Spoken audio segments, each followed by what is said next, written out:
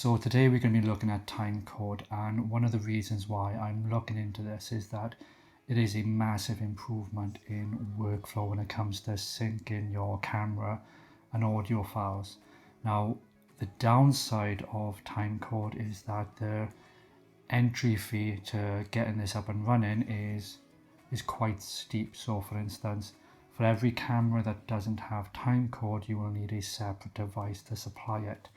Now each camera will have to have one, each audio device that will have to have one. So, and I think these range to about 300 upwards for each device. So if you've got 3 cameras like this, then there's 900, if not 1,000 just for there.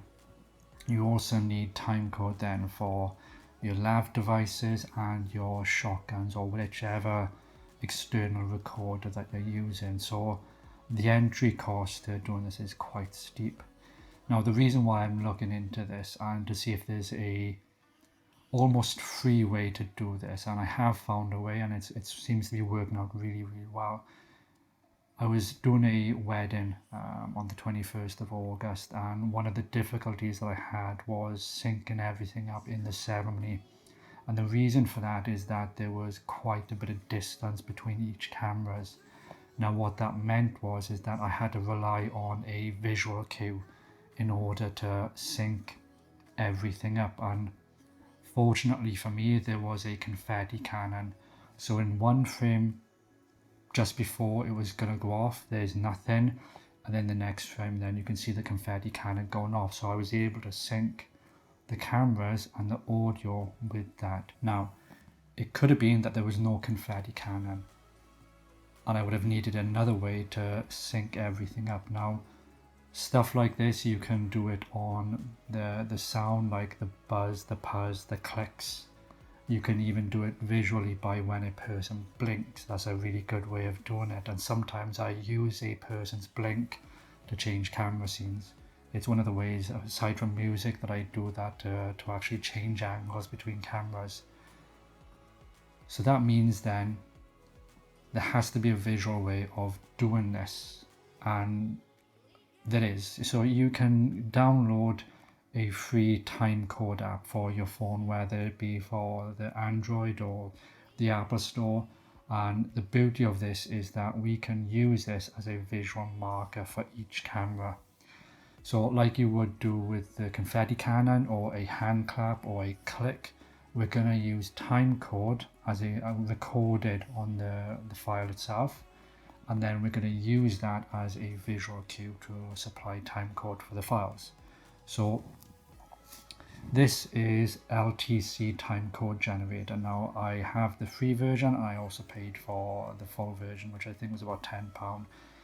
So the free version allows you to do 24 frames per second, and I can't remember if it allows you to do the 25 and 30 and what have you. But each of the cameras that I got does 24 frames per second. Aside from the G7s, now they do 23.97. But for this purpose, I'm going to be showing you the 24 frames per second timecode, because the way that my workflow is, I already convert these files to be 24 and the audio is adjusted accordingly, so I don't miss a beat on the cameras. That's sorted. This is what timecode looks like. Now you've got the hours, the minutes, the seconds, and then the 2 X's are the frame rate, and that's why it's important to set it at 24, because that is the rate at which we are shooting at. Now the lavalier, that is at a sample rate of 48 kilohertz, so that fits perfectly in with the 24 frames per second timeline. So once we've got these all synced up, I can then sync the audio with the GH5, and then everything's okay. So what we're going to do is demonstrate how I've done this. So you place it in front of the camera.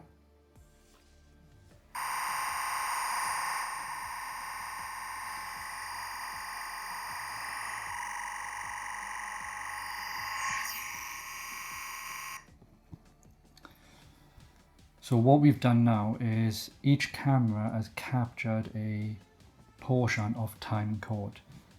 Now in DaVinci Resolve, it allows you to select a frame and apply timecode at that point.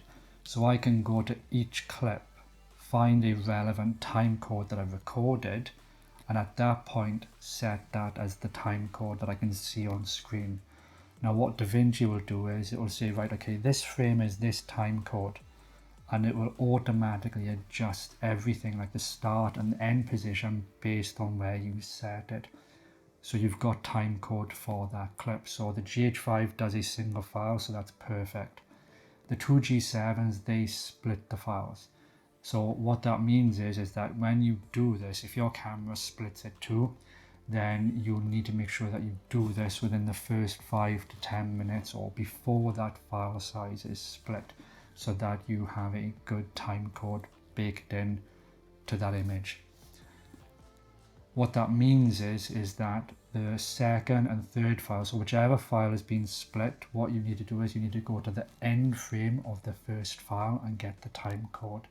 You need to go to the first frame then of the second file and then paste the timecode in, but adjust it by +1 frame, and then that will work out then how much the timecode is from the start to the finish, and then you just repeat that process until all the files for that camera has the appropriate timecode. And then what I tend to do is that there's software that I use to convert the footage. So I never use the source files that come straight out of camera because they record in the H.264 format, and that is absolutely crap for editing. So what I tend to do is that as part of my workflow is that all the files are copied to the PC. I then select those files, I then convert those from H.264 to DNxHR. Part of that process is that I can set the frame rate, and for the G7s I set it to 24, and there's an option then to adjust the audio according to the FPS. So that will all line up, which solves that issue of the mixed frame rates, because you will get slight drift if you don't correct it.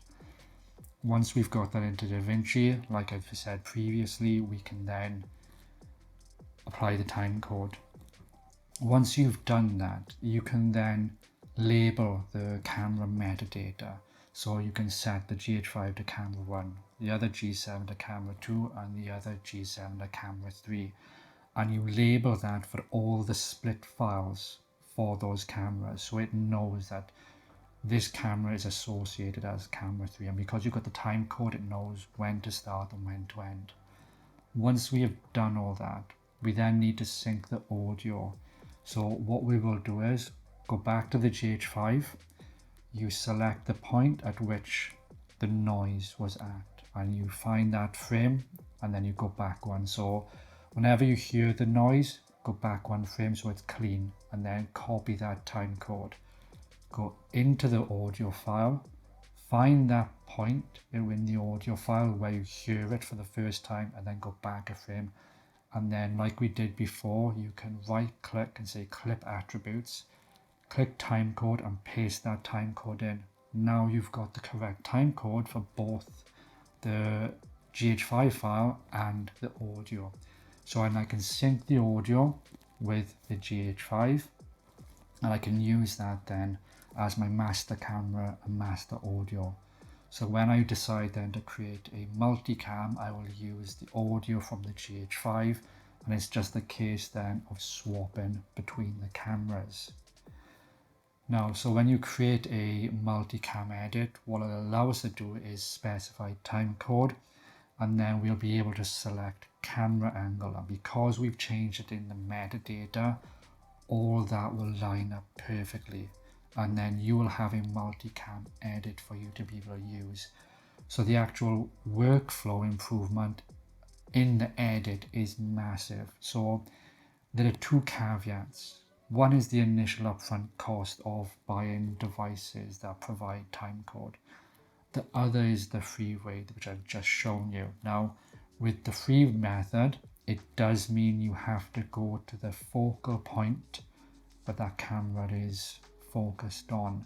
If you are run and gun and you have 3 people, you need to set the time code. They each need to record that portion and then go off and record. Now the problem is that for every time you guys stop recording, you will have to show the screen again. Now that is where the benefit of the timecode devices is that once they sit on your device and they've been synced with the master timecode that you will use, you can stop and start recording and not have to worry because the camera is in sync all the time, as opposed to this method, which is considerably more cheaper, but it requires more forethought. So every time you stop the cameras, you have to restart them and you have to go through the same process of punching in the time code. Now this is great for interview settings and stuff like this and testimonials. Perfect.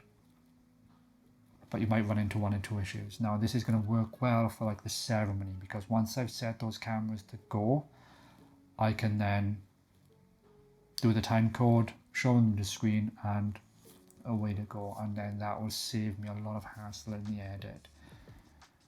So yeah, so that is pretty much it. So the two pieces of software, the one that I mentioned earlier about converting, that is V6 HD Cinematics. Now that is technically free, but they do ask you to contribute to it, and I think there's different options, and the minimum option is $5, which is about £3 odd in British pounds. So it's not breaking the bank, and the reason why I like it is that it has allowed me to set the FPS, whereas if I try and transcode it within DaVinci Resolve, it keeps it at the native frame rate that you recorded it in, which means you can't adjust that frame rate, so you will still get drift issues. So yeah, so that is it. That is free timecode. Now if timecode doesn't work for you and this is not something that you want to get into, there is another method, and the light behind me is a Godox R1 RGB. Now most lights today have a functionality whereby you can set it to a mode that it plays off sound. So the beat of the music is going, it will flash. So here's the thing, like you would do with a normal click, set the light to that audio, not the audio but the audio setting, cover it so it doesn't pick up any ambient noises, face all the cameras and do a click. It will go off, it will flash. Now what that means is that you have a visual cue for syncing all the cameras, and then in DaVinci Resolve or in your editing software you can actually place a marker of that flash, or just before or just after, whichever way you want to do it, but you have it. That means then that you can do a multicam edit based off the marker, and that should help you as well. So fingers crossed this has been beneficial and you like the content. So yeah, please give a thumbs up and I will see you in the next one. Cheers.